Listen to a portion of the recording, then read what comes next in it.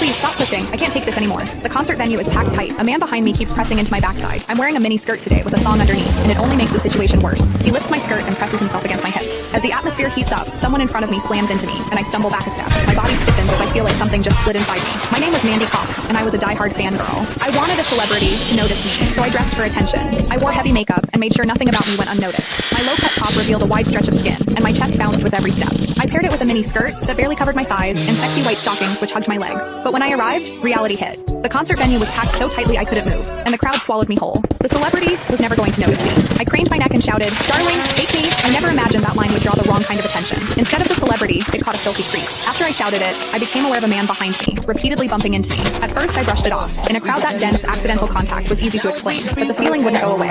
Something hard kept pressing against my butt from behind. I assumed I'd accidentally backed into his hand where it rested behind me, so I turned and offered a polite apology. "Sorry, I didn't mean to bump into you." He paused, then flashed a leering smile and said, "It's okay, I don't mind." When I turned back toward the stage, I felt him press against me again, more deliberate than before. I kept my attention on the celebrity on stage and shut him out. The man became increasingly brazen, pulling up my skirt and pressing close against my backside. I had only a thong on underneath, which left my butt exposed. I felt his touch directly against my skin and assumed it was his finger. Only then did I realize something was wrong. The pressure was warm and solid in a way a finger could never be. My mind lurched as the truth hit me. In the 20 years of my life, this was the first time a man had ever molested me. Fear surged through me, sharp and overwhelming, and my body reacted with an instinct to flee, but there was no way to move. The concert floor was packed wall to wall, leaving me stuck where I stood. I drew myself tight, bracing as if tension alone could keep the fear out. As I did, my hips closed around the man's so-called finger, trapping it between my cheeks. An unfamiliar sensation followed, and warmth rose to my face. What confused me was that I didn't recoil from it. There was a muted comfort to it, and against my will, it sparked a faint sense of expectation. The man behind me seemed to take it as a signal. He moved in closer, repeating the motion until the intrusion was unmistakable. I had lived a sheltered life as a college student, and now I was being toyed with by a stranger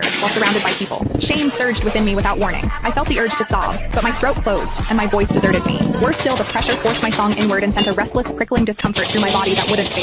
A quiet, involuntary sound escaped me, and the embarrassment followed instantly. I gathered myself and strained to suppress it, holding it down until my throat tightened. The blaring music and the screams around me drowned everything out. With every eye fixed on the stage, no one was aware of what was happening to me. At the same time, the intensity continued to rise, touching something deep inside me. I bit down on my lip as cold sweat traced my spine.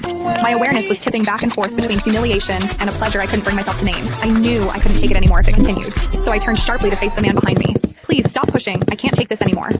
When I finished speaking, the man leaned toward me and whispered in my ear, "Is it exciting, the way I'm pushing against you?" The shame was overwhelming, and I was on the verge of crying. "I'm a virgin. I've never done that kind of thing. Please, let me go." He didn't stop. Instead, his gaze burned deeper as he seized my waist, the pressure growing stronger. "You're really a virgin? Then let me show you what it feels like to be a woman." Click the link in my bio to get the full story for free.